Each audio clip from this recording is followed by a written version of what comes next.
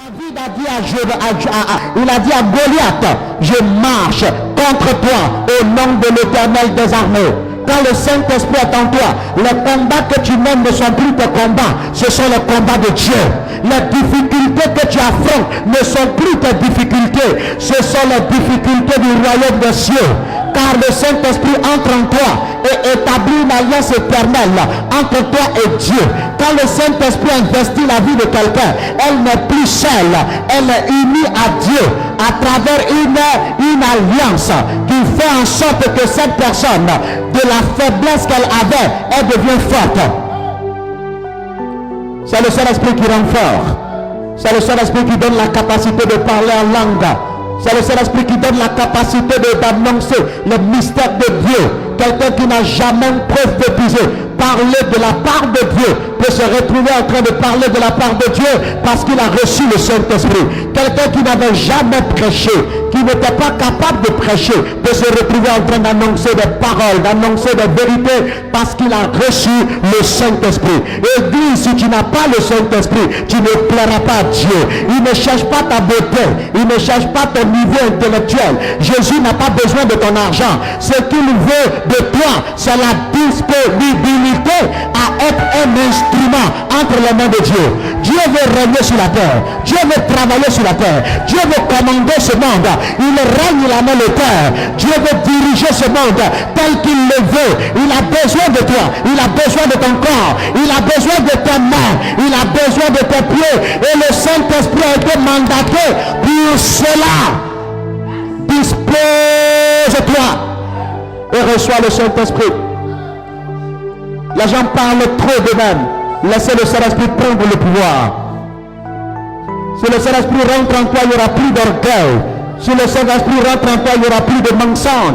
Si le Saint-Esprit rentre en toi, tu terrasseras le péché. Je te dis la vérité. Y a-t-il une maladie dans ta vie que tu n'arrives pas à surmonter? Est le Saint-Esprit. Car si le Saint-Esprit rentre en toi, ton corps devient le corps de Dieu. Et Dieu ne peut pas être malade. Je te mets au défi ce matin. Ouvre ton cœur, ouvre ton âme, ouvre ta vie et reçois le Saint-Esprit. La maladie disparaîtra. Reçois le Saint-Esprit et tu verras que le règne des ténèbres disparaîtra. Ce n'est pas que nous soyons seuls.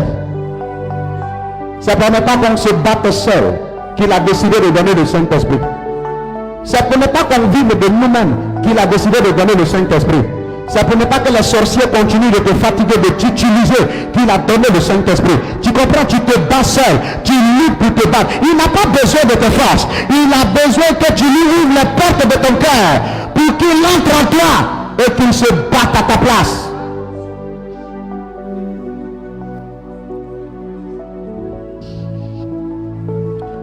Vous ne comprenez pas. Le Saint-Esprit est descendu sur eux. Les dons spirituels sont descendus au milieu d'eux. Une onction est descendue sur les disciples. Et le ciel était en train de leur dire, à partir de maintenant, Dieu est en vous. À partir de maintenant, Dieu est en vous. Écoutez-moi très bien. Le seul message que l'Église n'a pas encore reçu, c'est le message de Dieu en vous. On a connu le message de Dieu au-dessus de nous. C'est-à-dire le Dieu qui a créé le ciel et la terre. Ça, on a connu ça. On a connu le message de Dieu avec nous. Ça, on a connu ça. Jésus est venu parmi les hommes. La lumière a marché au milieu des hommes. Mais Dieu en vous, Dieu en nous, c'est le message que l'esprit, les gens n'arrivent pas à capter.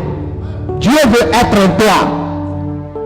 La Bible ne sait pas que ton corps est le temple du Saint-Esprit. Dieu veut régner en toi. Tu te plains des sorciers, tu te plains des problèmes, tu te plains des défauts et des faiblesses. Mais le seul problème que tu refuses de voir, c'est que tu as fermé ton cœur, tu as fermé ta vie, tu as barricadé ta maison.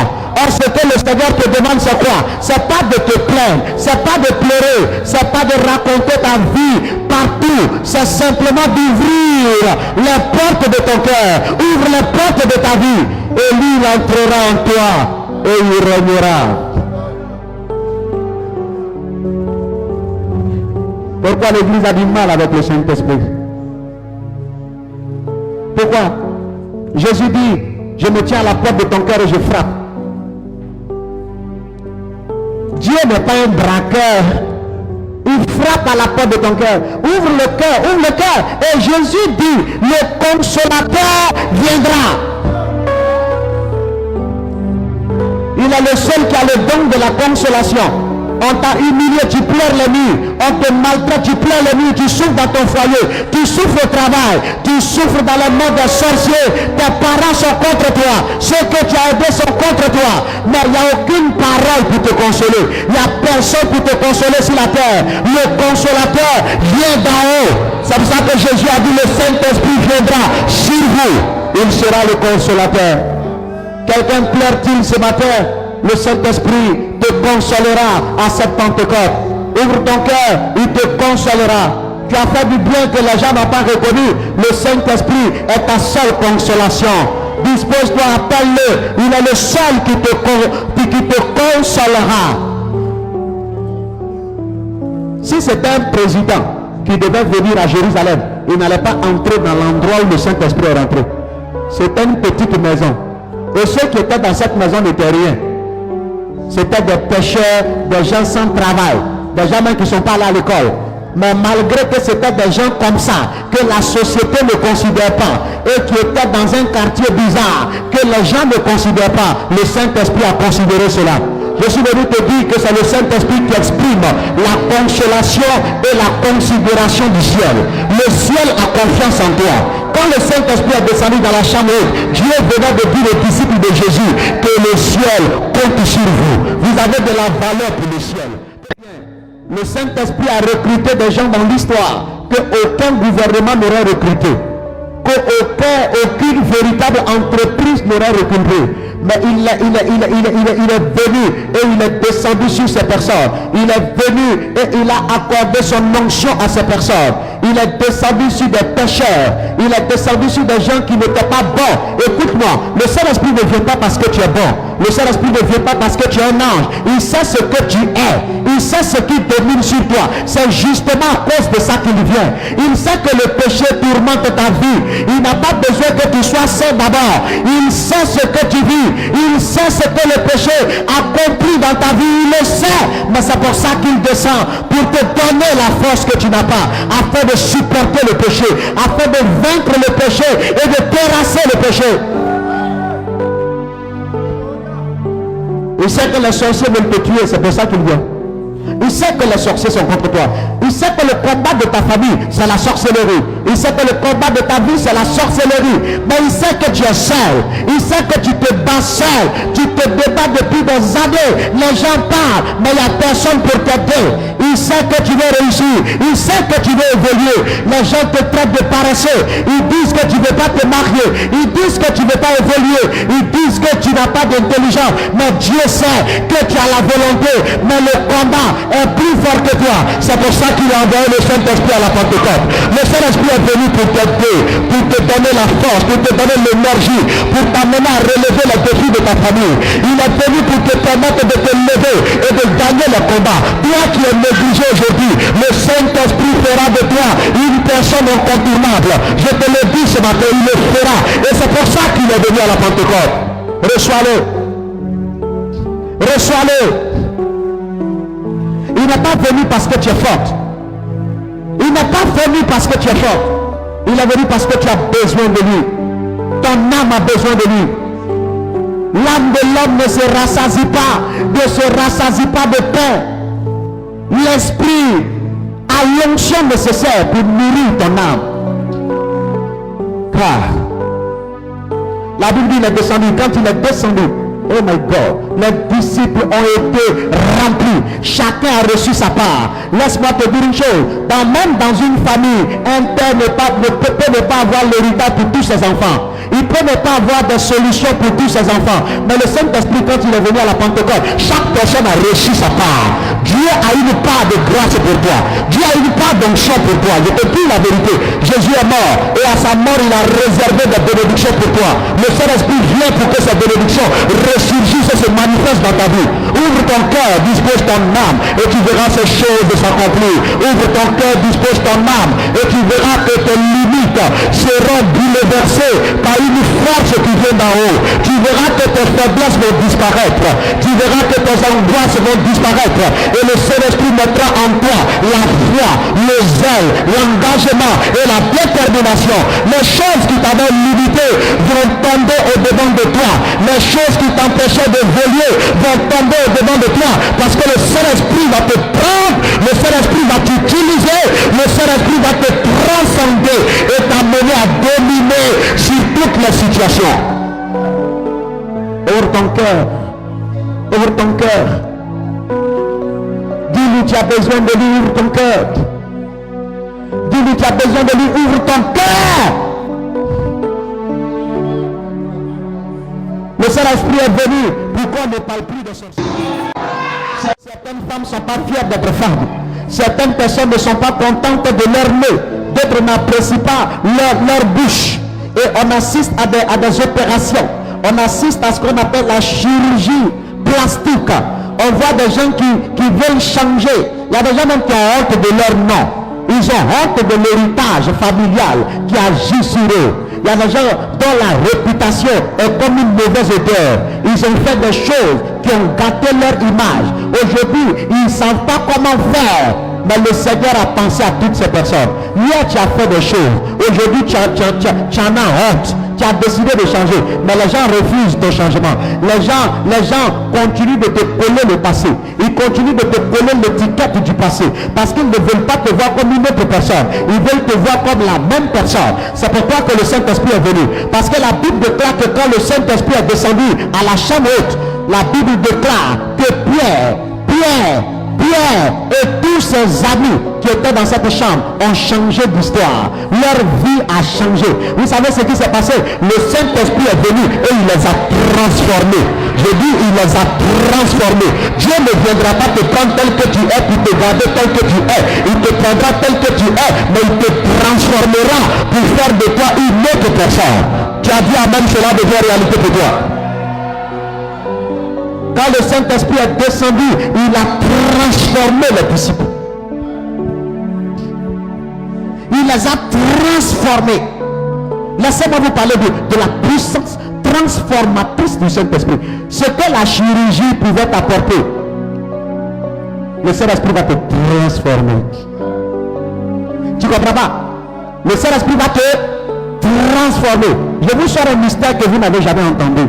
Est-ce que vous savez que quand Hadassa Esther, elle était esclave et hébreu, quand elle a été présentée au roi Assuérus, le roi n'a jamais su qu'elle était hébreu.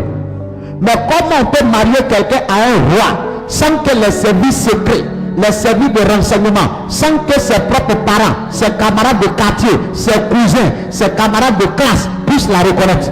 C'est parce que quand Hadassa a été choisi par Dieu et que la Bible déclare qu'on l'a emmené dans la maison des eunuques, là où on prépare les femmes avant de les présenter au roi. Le jour elle est rentrée là-bas, le Saint-Esprit a transformé Hadassa. Personne ne reconnaissait Hadassa. Elle était devenue une étrangère. Personne ne la reconnaissait. Dans tout le pays, personne ne la reconnaissait. Jusqu'à ce qu'elle marie le roi.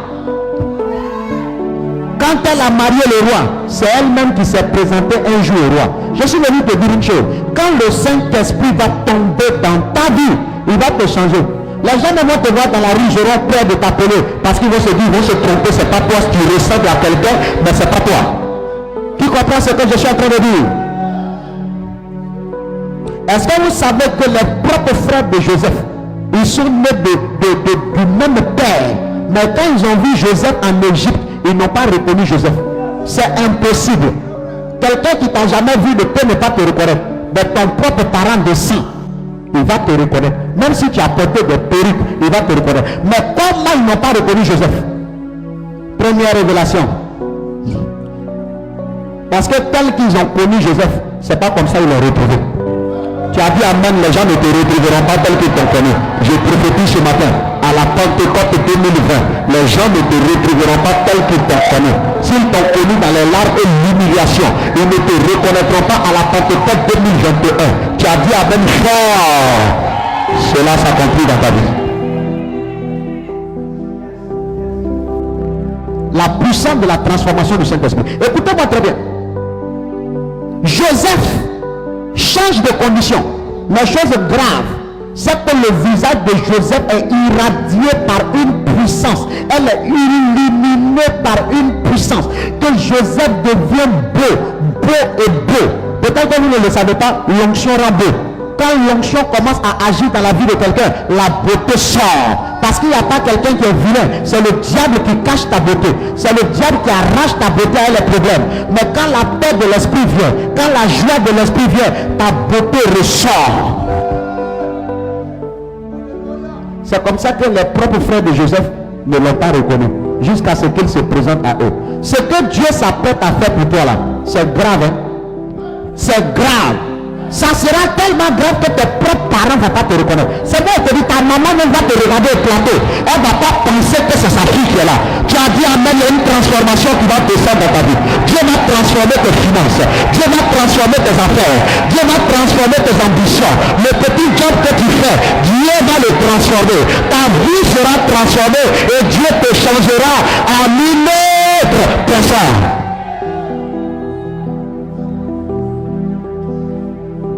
Tu comprends ce que je suis en train de dire? Regarde, je te sors un autre mystère. Il y a un homme qui est né aveugle. Quand les disciples du Seigneur l'ont vu, ils ont dit, mais il est né aveugle là, c'est pourquoi? Comment Dieu peut permettre que quelqu'un naisse aveugle? Est-ce que ce n'est pas lui-même qui a péché de ses parents? Jésus dit non, il est né comme ça pour que la gloire de Dieu puisse se faire. Oh my God. Vous ne comprenez pas? En fait, Dieu voulait transformer cet homme. Or, pour le transformer là, Dieu a préféré qu'il soit aveugle pour que le témoignage de sa vie soit indiscutable et que les gens aient du mal à accepter. Parce que quelqu'un qui est aveugle, tout le monde le voit aveugle et un matin on le voit en train de marcher seul. Quand les gens l'ont vu en train de marcher seul, il y a eu une discussion au quartier. D'autres ont dit est-ce que c'est lui? D'autres ont dit non, c'est pas lui. Parce que celui qu'on connaît, il est aveugle. C'est pour ça que Jésus dit à ses disciples, il est né aveugle, rien que pour que l'œuvre de Dieu, c'est-à-dire l'œuvre de la transformation de Dieu, puisse se faire. Il y a des gens qui sont tombés malades, c'est même pas à cause des sorciers, c'est pour que le monde entier sache que Jésus est la vérité. C'est tout. Sinon, c'était pas une malédiction. Tu as dit amen.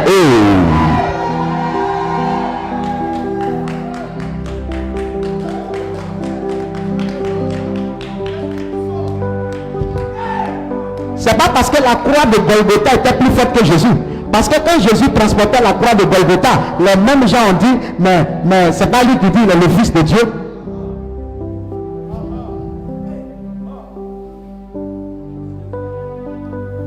Mais arrivé à Golgotha, c'est la croix qui a transporté Jésus.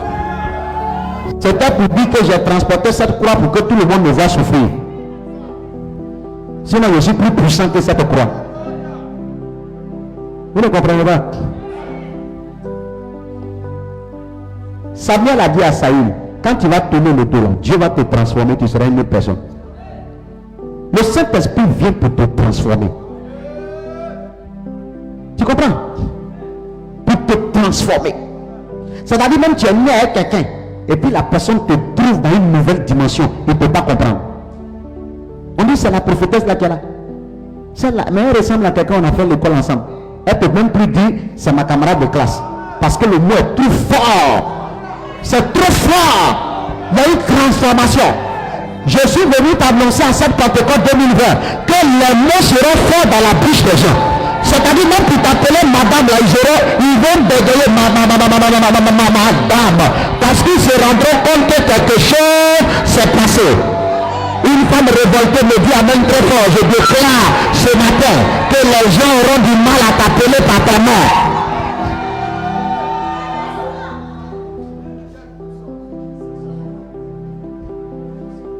Il vient pour transformer. Le Saint-Esprit est venu pour transformer. Et regardez, quand il est descendu là, Pierre qui a eu peur, il y a une femme même qui a regardé Pierre et dit mais tu ressembles à un disciple de Jésus. Pierre a dit non, hein, c'est pas moi. Le même Pierre qui a eu peur même de témoigner devant une femme, quand le Saint-Esprit est descendu à la Pentecôte, il s'est mis en pleine rue et des milliers de gens ont commencé à sortir. Avant, quand il parlait, même ses cousins ne sortaient pas. Mais quand il a eu le Saint-Esprit, qu'il a commencé à parler, des milliers de gens ont commencé à sortir pour venir l'écouter. Parce qu'il avait une histoire et il s'est tenu devant les gens. Il a commencé à parler. Et la Bible dit 3000 personnes se sont converties ce jour-là devant la parole de Pierre. Parce que Pierre venait d'être transformé. La peur avait disparu. La faiblesse avait disparu. Quand le Saint-Esprit rentre en toi là, tu n'es plus faible. Tu n'es plus faible. Tu n'as plus peur. Toi qui as peur de dormir là, c'est pas fait de on n'a qu'à prier pour toi. Il faut avoir le Saint-Esprit. Quand tu as le Saint-Esprit, tu n'as plus peur. Et quand tu as le Saint-Esprit, tu fais peur. Un jour, j'ai pris un gaka. Il y avait une sorcière dedans. Quand elle est rentrée, je l'ai vue. Parce qu'au moment où elle est montée, moi aussi je suis monté. On s'est croisé en haut. On est redescendu. Elle a fui, elle est descendue. Quand le baka a garé, elle a fui, elle est descendue. Où est les bakas qui vont dans les villes là. Elle a fui pour descendre. Je me suis affronté avec un sorcier à Yamsokoro dans un village. Il est monté. Quand il est monté, j'étais derrière en haut. Quand il voulait descendre, je l'ai attrapé. Et puis on est descendu ensemble. Le gars a mis dedans. Quand tu as le Saint-Esprit, tu n'as pas peur. Quand tu as le Saint-Esprit, c'est toi qui fais peur aux gens.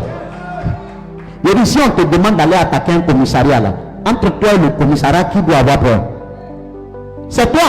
Si on te demande d'attaquer un policier qui passe, entre toi et le policier là, qui doit avoir peur? C'est toi, parce que lui, il est armé. De la même manière, quand tu reçois le Saint-Esprit, tu deviens un homme armé jusqu'au temps. C'est plus toi qui as peur, c'est les gens qui ont peur de toi. Même si tu te lèves pour dire, m'en vais au village, même si tu t'en vas au village, tu es assis au village, c'est les villageois qui vont dire, mais tu t'en vas quand? Tu dis, je suis là, j'ai envie de faire 2 semaines. On dit, pardon, il faut aller, il y a du travail qui t'attend. Parce que le feu que tu as envoyé là, va faire que les villageois seront pressés pour que tu partes. Je prophétise sur la vie de quelqu'un. Funérailles, tu iras, il n'y aura rien. Tu iras au village avec la force du Saint-Esprit et ne te fera rien. Dis amen fort.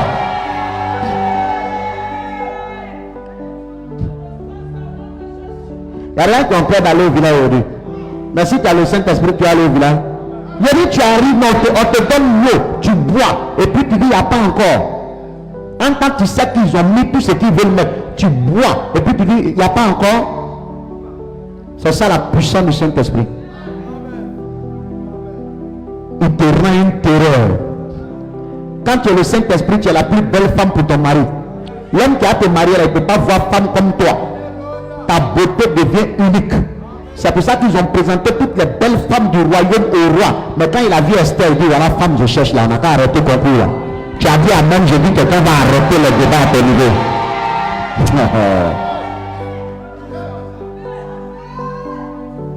Il faut avoir le Saint-Esprit.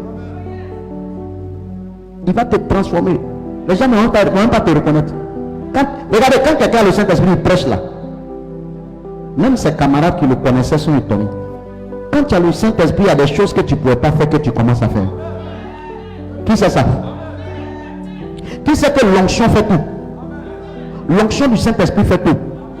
À cette Pentecôte 2020, je veux sortir du cadre classique habituel selon lequel l'onction vient dans notre vie pour qu'on parle en langue et qu'on prophétise seulement. Non, si l'onction vient, c'est une capacité de compréhension, c'est une capacité d'exercice, c'est une capacité de réalisation, c'est un pouvoir. De la même manière que tu es capable de prophétiser, tu es capable de prêcher, tu es capable de guérir les malades, c'est de cette même manière que tu peux appeler des choses qui n'existent pas dans ta vie et ces choses vont apparaître dans ta vie. C'est de cette même manière que je déclare et je prophétise que tes mains vont réaliser des choses sur la terre des hommes. La maison que tes parents n'ont pas construite, tu vas construire ça. La maison que ton père n'a pas achevée, puis les morts, c'est toi qui vas achever ça. Tu as dit à même fois, cela devient réalité. Les rêves anciens dans ta famille qui ne se sont pas réalisés, toi tu réaliseras ces rêves-là. Là où certains membres de ta famille s'étaient arrêtés, tu vas rattraper ce niveau et tu vas dépasser ce niveau par la puissance de Dieu. Dis-moi même fort.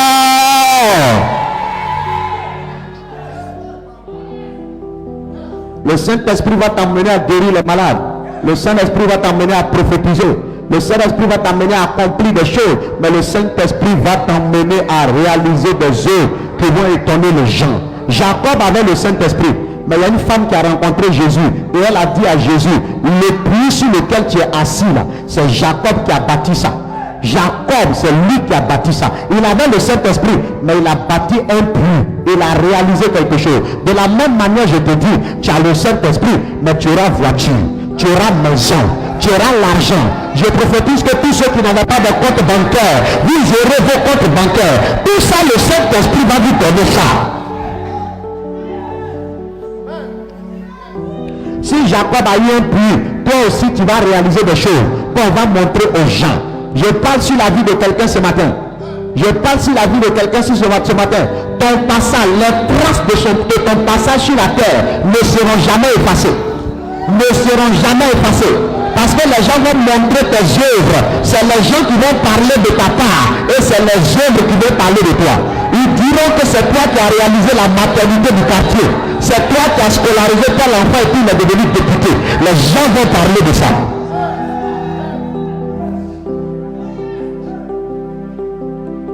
Sois béni, ma fille.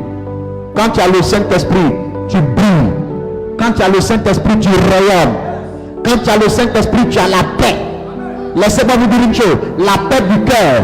La paix là. La paix là. Ce n'est pas les hommes qui donnent la paix. C'est pour ça que la Bible dit au moment où on pense qu'il y a la paix, la guerre vient. La paix est un don de Dieu. Pour que tu donnes tranquille, c'est Dieu. Et c'est le Saint-Esprit qui donne. C'est pour ça que les fruits du Saint-Esprit là, il y a la paix dedans. C'est-à-dire les grâces que l'Esprit donne, il y a la paix. Donc le Saint-Esprit est le seul qui peut envoyer la paix en Côte d'Ivoire, qui peut amener la paix dans le pays et qui peut amener la paix dans nos cœurs. Si tu n'as pas le Saint-Esprit dans ton cœur, dans ta maison, dans ta vie, ça sera la guerre. C'est pour ça qu'il y a des gens, ils ne font que se battre avec les sorciers. Mais si tu as le Saint-Esprit, il va sonner la fin du combat. Pour dire c'est terminé, tu as gagné, c'est la paix. Écoutez bien le message que je suis en train de vous dire. Ne l'oubliez jamais. Et ne restez plus les mêmes personnes. Pierre a changé et l'église a changé. Regardez Saul de Tarse. L'apôtre Paul, il s'appelait Saul de Tarse avant. C'était un grand pécheur. Et puis il a rencontré le Saint-Esprit. Quand le Saint-Esprit l'a croisé, il partait maltraiter des chrétiens. Il est tombé de son cheval. Il est tombé de son cheval, de son char.